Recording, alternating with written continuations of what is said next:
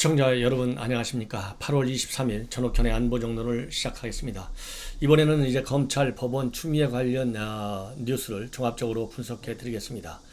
먼저 채널 A 기자 사건이 이제 돌아오는 내주에 가장 중요한 사건이 될 것 같아요. 왜냐하면 이제 26일 날 오전 10시 서울중앙지법에서 전격적으로 이제 재판이 열어집니다. 이번 재판은 현재 이 법원 행정처에서는 코로나 사태 때문에 2주간 법원 이 법정 휴정을 선언했어요. 그렇지만은 현재까지는 이 재판부에서 26일 날 오전 10시에 예정되어 있는 재판을 연기한다. 이런 발표를 하지 않고 있습니다. 그래서 현재 상황으로 보면 채널 A 기자 사건 이 한동훈과 관련된 얘기인데요. 이 사건에 대한 재판이 열릴 가능성이 상당히 커져가고 있고, 채널 A 이동재 기자하고 함께 기소된 백 기자도 재판에 받게 되는데요. 26일 날 열리는 재판에는 이렇게 피고 2명은 반드시 참석해야 되기 때문에 두 사람의 참석은 피할 수 없는 상황이 되어 있다. 이런 말씀을 드리고 싶어요. 이번 사건의 핵심은 이 채널A 이동재 기자가 이철 밸류 인베스트먼트 코리아 현재 구속되어 있죠. 이 구속되어 있는 이 사람으로 하여금 유시민 이사장의 비리를 좀 폭로해라, 제보해라, 이렇게 압박을 가한 겁니다. 이 가했다는 혐의입니다.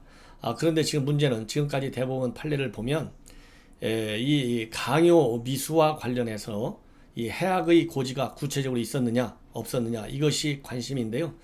현재 대법원의 판례를 보면 상대방이 이익을 기대하면서, 즉 밸류 인베스트먼트 코리아 대표 이철 대표가 뭔가 이익을 기대하면서 그 대가로 취재에 응한다면 겁을 먹게 할 해악의 고지로 보기 어렵다. 이렇게 판단한 대법원의 판례를 이동재 기자 측에서는 강하게 주장할 가능성이 상당히 큰 것으로 그렇게 알려지고 있고, 또 이철의 대리인처럼 활동하고 이 MBC에 제보한 의혹, 함정 보도를 하게 했다는 의혹을 받고 있는 지모 씨, 이 증인 신문 필요성도 굉장히 강하게 주장할 것 같고요. 이 검찰에서는 그래서 이번 사건과 관련해서 일단 이동재 기자는 구속을 했지만 한동훈 검사장, 즉 공모를 했다고 검찰에서 보고 있는, 중앙지검이 보고 있는 한동훈 검사장에 대해서는 아직까지도 이 수사가 제대로 진행되지 않고 있어요. 그래서 이 공모 혐의와 관련된 이 한동훈 이 전 검사장의 이 신변에는 현재 아무 이상이 없는데, 최근에 이 압수수색 핸드폰 관련해서 6탄전까지 벌였지 않습니까? 그렇기 때문에 이 검찰에서는 이 한동훈에 대한 이 검찰 수사, 추가 수사 굉장히 강하게 재개될 가능성이 있다. 다만 이제 이러한 서울중앙지검 차원에서 이 한동훈 검사장에 대한 추가적인 수사는 지금 중간 간부급 인사가 현재로서는 25일, 재판은 26일이기 때문에 25일 날 이루어질 예정으로 있는데, 그 인사가 누가 될 것이냐에 따라서 이 재판에 얼마만큼의 가속도가 더 붙을 것이냐, 이것이 이제 중요한 변수가 된다. 이런 판단이 듭니다. 자, 그렇다고 본다면 지금 현재 중앙지검 인사가 굉장히 중요한 관심이 될 수밖에 없는데요. 현재 언론에 나와 있는 내용들을 중심으로 해서 여러분들께 미리 과연 이번에 중앙지검이 1차장, 2차장, 3차장, 4차장 검사에 누가 물망에 오르는지, 이런 것을 미리 아는 것도 굉장히 앞으로의 중요한 권력형 청와대 관련 이런 비리 의혹들 제기되고 있는 이 의혹의 수사, 앞으로의 방향을 한번 예견해 보는데 굉장히 도움이 될 것 같아서, 이 앞으로 2차장, 이 중앙지검 차장검사급 인사에 관해서 여러분들께 보도된 내용을 중심으로 정리해서 말씀을 드리겠습니다. 먼저 이번 지금 말씀드린 대로 채널A 기자 사건이죠. 이 한동훈 검사장 사건을 다루게 될 1차장 검사에는 김욱준, 지금 현재 김욱준 검사인데요. 사법연수원 28기, 중앙지검 현재 4차장 검사로 있습니다. 이 사람하고 이 국무총리실에 파견되어 있는 형준이 부패 예방 추진단 부단장, 이 두 사람이 제일 유력한 후보로 지금 거론되고 있어요. 그래서 이 김옥준 4차장 검사가 오면 아무래도 중앙지검에서 직접 다루지는 않았지만은 중앙지검에서 다루고 있기 때문에 훨씬 이 한동훈 검사에 대한 수사의 속도를 올려서 기소까지 갈 수 있는, 왜냐하면 지금 현재 추미애, 이성윤의 목표가 뭡니까? 한동훈이 반드시 구속시키겠다는 거 아니겠어요? 그래서 이렇게 강압적으로 수사한다는 비판을 받고 거기에 대해서 한동훈 검사장이 강력하게 반발하는 것 아니겠습니까? 그래서 이 사상 초유의 더군다나 육타전까지 벌였고, 그래서 이 사건 수사에 가속도가 붙을 가능성이 상당히 크다. 특히 1차장 검사의 경우에는요, 이 정권과 관련된 중요 비리 사건들이 다 대부분이 거기에 걸려 있어요. 그래서 뛰어난 업무 처리 능력과 정무 감각이 필요되는 것은 필요한 자질은 물론이고, 이성윤 중앙지검장과의 호흡도 매우 중요한데, 이 김옥준 이 차장 검사의 경우에는 이미 이성윤 지검장 휘하에서 일을 하고 있기 때문에 상당한 신뢰도 지금 받는 것으로 알려지고 있어요. 특히 최근에 문제가 됐던 N번방 사건과 관련해서 범죄단체 조직죄 적용을 주도해서 검찰 내에서는 상당히 손꼽히는 브레인으로 평가를 받고 있다고 합니다. 그 다음에 2차장 검사는 이제 누가 거론이 되냐면, 김형근 반부패 중앙지검에 있는 현재 반부패 수사 1부장, 그 다음에 김양수 수원지검 2차장, 조재빈 금융위원회 자본시장 조사단에 있는 조사기획관, 노만석 부산지검 2차장, 이런 사람들이 지금 거론이 되고 있다고 그래요. 그런데 특히 여기서 이제 김형근 현 중앙지검 반부패 수사 1부장의 경우에는 이 차장검사면서 이 반부패 수사부장을 맡고 있다고 합니다. 매우 이례적인 케이스인데요. 이 사람은 어떤 또 이성윤 지검장하고 인연이 있냐면, 지금도 반부패 수사 1부장을 김영근 부장검사가 맡고 있지만, 대검에 있을 때, 대검에서 수사 지휘과장일 때 그 당시에 직속 상사가, 즉 반부패부장이 이성윤이었어요.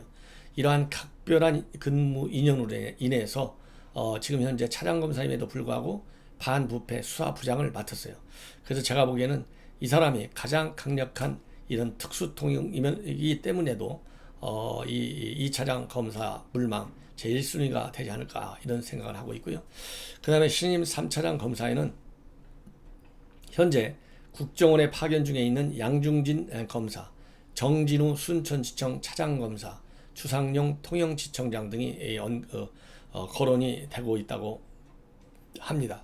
근데 이 국정원에 파견 중에 있는 양중진 검사의 경우에는 선거 수사 경력이 상당히 많고, 또 세월호 합동수사본부에서 이성윤 지검장하고 같이 근무를 한 적이 있어요. 각각 본부장과 그러니까 이성윤 지검장은 당시 세월호 수사본부에서 본부장을 했고, 그리고 이 양중진 검사는 대변인을 했다. 그리고 또 지금 현재 범여권의 실세인 최강욱 열린민주당 대표하고는 같은 전라고 출신이다. 그래서 상당히 유력한 후보로 지금 거론이 되고 있다, 이런 말씀을 드리고 싶습니다. 그리고 이제 나머지는요, 현재 중앙지검에 차장검사가 없어요. 최근 차장검사가 이노공 차장검사가 있었는데, 유일했었는데 이분도 자리를 떠났기 때문에 비어 있어요. 그래서 과연 이번에도 여성 출신 차장검사가 나올 것이냐, 이런 지금 이 관측이 떠오르고 있는데, 이럴 경우에 지금 이제 거론되는 사람으로서는 홍종희 의정부지검 고양시청 차장검사, 박은정 검찰 법무부의 감찰 담당관, 박지영 대검 검찰개혁추진단 팀장, 이런 사람들이 거론이 되고 있다고 합니다. 근데 이런 분들이 되게 만만치가 않아요. 지금 현재 홍 차장검사는, 이 홍종희 차장검사의 경우에는 초대 법무부 여성아동인권 과장을 지냈고, 현재 민정실 산하 반부패 비서관으로 있는 이명신 반부패 비서관의 부인이에요. 그 다음에 박지영 팀장, 대검 팀장의 경우에는 검찰개혁 후속 조치를 하고 있는 이 검경 수사권 조정 시행령 관련 작업을 맡은 그런 중책을 맡은 사람이고, 그 다음에 이 박은정 법무부 감찰 담당관인데요. 현재 이 여성 검사는 누구냐면 2013년도에 대검으로부터 성폭력 전문검사 인증을 받은 사람이고, 또 이종근 지금 현재 대검 형사부장으로 가 있죠. 이 조국 때는 검찰개혁 실무 개혁위원회 부단장을 맡았었는데, 개혁팀장, 검찰개혁 추진단의 부단장을 맡았던 사람인데, 이종근 신임 대검 형사부장의 부인이에요. 그래서 이 남편들이 만만치가 않아서 과연 누가 차장검사가 될지 지켜봐야 되겠다. 아무래도 코드가 최고 우선이 아닐까 싶습니다. 예. 이상으로 이 서울중앙지검 차장검사들에 대한 이 인물평을 해드렸고요. 이 후보들의 인물평, 앞으로 또 실제적으로 인사가 나오면 어떤 사람인지 정확하게 분석해서 현재 우리 국민들에게 가장 큰 관심으로 부각되고 있는 사건들의 앞으로의 수사 전망, 이런 것을 한번 해보도록 하겠습니다. 그리고 추미애가 또 역시 이번에는 이 어제만 해도 세월호 관련 또 이 문제를 또 꺼냈었고, 그 다음에 이 코로나 관련 얘기를 하면서 본인의 정치적인 주가를 띄우는데 앞장섰는데요. 이제 또 오늘 뉴스를 보니까 어떤 뉴스가 나오느냐면, 이제 부동산 문제는 이미 이 아파트 문제 거론이 됐는데요. 다시 또 아파트 문제를 거론하고 나왔어요. 이 얘기는 이 부동산 문제가 지금 코로나 때문에 지금 약간은 가려져 있지만은 여전히 현 정권에 대해서는 아킬레스건일 수밖에 없지 않습니까? 그러다 보니까 이 추미애 지난번에는 이제 국토부 장관인 것처럼 훈수까지 뒀는데요. 여전히 마찬가지 입장을 지고 있다. 이 얘기는 결국 뭐냐? 본인은 법무장관 하나로는 만족을 못해요. 그래서 이 부동산 문제, 코로나 문제 이런 거에 대해서 전부 이 수저 하나씩 얹어가지고 내년 무조건 하고 서울시장 선거에서 반드시 당선될 수 있다. 이런 자신감을 가지고 또 그런 분위기를 만들기 위해서 여기저기 이 좌충우동하는 식으로 끼어들고 있다. 이런 말씀을 드리고 싶은데요. 무슨 얘기를 이번에는 또 했냐면, 부동산 급등의 원인은 투기 세력 때문이지 문재인 정부가 이 정책을 잘못해서 그런 것은 아니다. 마치 김현미 보좌관 같기도 하고 말이죠. 이런 얘기하는 거 보면.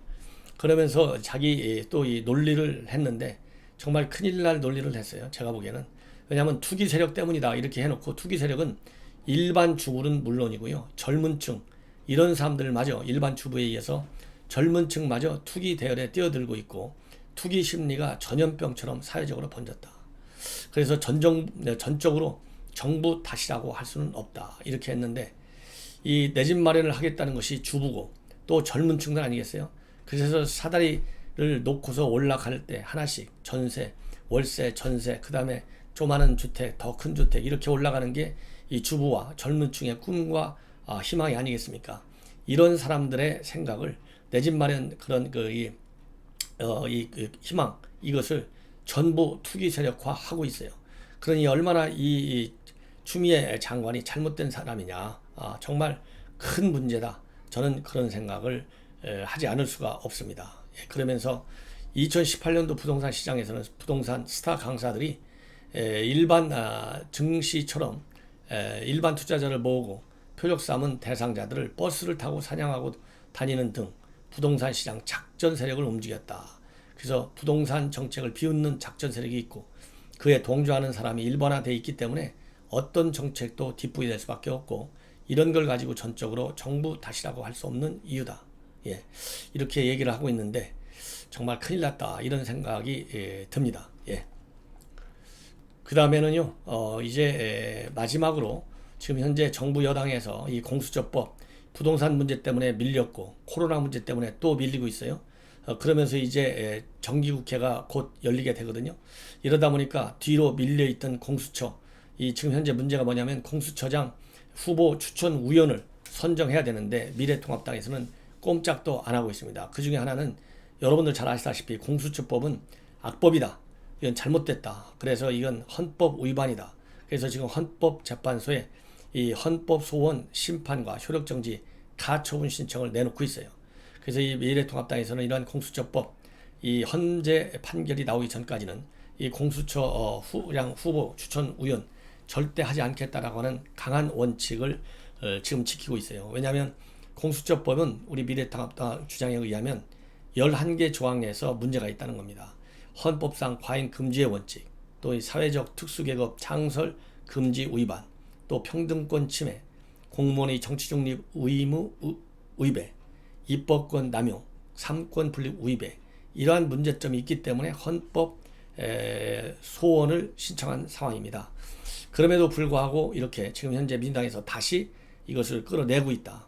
그래서 이제 21일 날 이 박병석 국회의장이 이제는 정식 공문으로 정기국회 개정까지 후보 추천 우연을 공수처장 후보 추천 우연을 추천하라 이렇게 압박을 가하고 있어요. 왜 제가 이 압박이라는 표현을 쓰냐면 지난 20일 날 국회의장실에서 여야 원내대표와 정례 회동을 했는데 그때도 이 주호영 원내대표한테 구도로 추천하라 이렇게 요구를 했지만은 미래통합당 입장에서는 앞에서 말씀드린 대로 헌재 판결이 나오기 전까지는 절대 추천할 수 없다 이렇게 얘기를 했는데도 불구하고 다시 이제 공문을 통해서까지 요구하는 걸 보면 이 민주당 측에서 얼마나 이렇게 지금 압박을 받고 있느냐 이거 다루지 않으니까. 왜냐하면 본래 7월 중만 하더라도 문재인 대통령까지 직접 나서서 이 공수처 반드시 빨리 입법 조치를 취해라 이렇게 주장을 했지 않습니까? 그러다 보니까